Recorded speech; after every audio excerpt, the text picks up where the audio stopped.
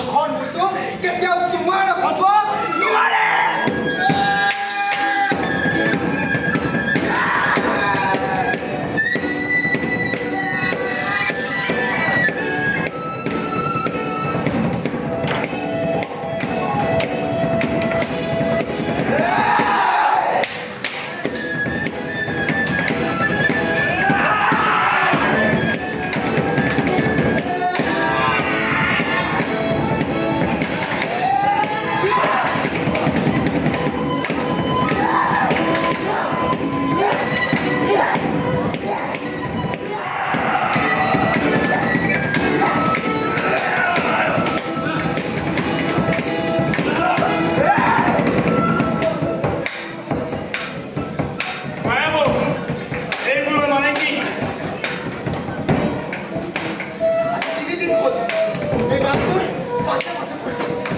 আজি অৱশেষত ই মোৰ ঘৰত পৰিল।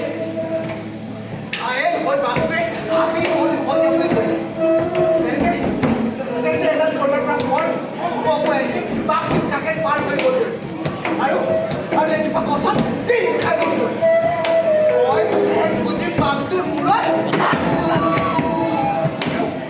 আৰু বাঘৰ মূৰটো হাতত লৈ দেখিলোঁ এই মানুহজন হাতত ধনুকাৰ লৈ অলপ দূৰত ৰখি আছিল। মই বাঘৰ মূৰটো চিধাই হাতত লৈ ইয়ালৈ গুচি আহিলোঁ। তাৰ পাছতে এই ঘটনা।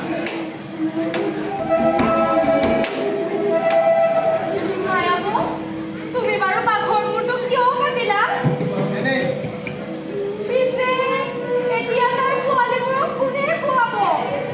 সিহঁত মৰি যাব নহয়। চোৱাচোন পোৱালি, বৰ পিয়া লাগিছে। অলপ পানী লৈ আনগৈ। বাৰু। পিছে তুমি বাঘৰ পোৱালি কেইটাও আনিবা।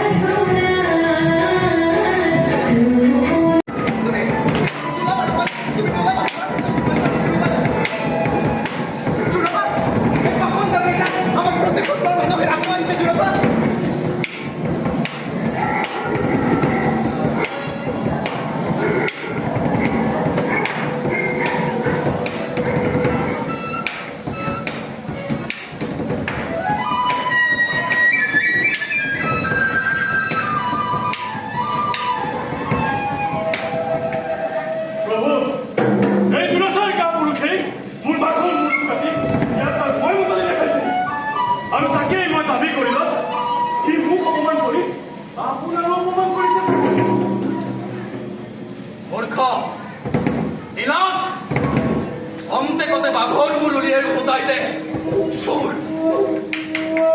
আপুনি মোক বৰ বিমূৰত পেলাইছে। হয়তো আপুনি দেখা নাই দেখি এনে কথা কৈছে। এই আপোনাৰ ধন অৱশ্যে ৰূপ বিদেকা মোৰ মানুহে মিছা কথা নকয়। কোনটো মানুহ মোৰ চোতালত তোমালোকক এনে আচৰণ কৰিবলৈ কোনে অধিকাৰ দিছে? মোৰ শক্তিয়ে দিছে। তোমালোকক সম্ভ্ৰান্ত লোক যেন দেখিছে। পিছে ই কেনে বৰ্বৰ আচৰণ? কৈছিলা কি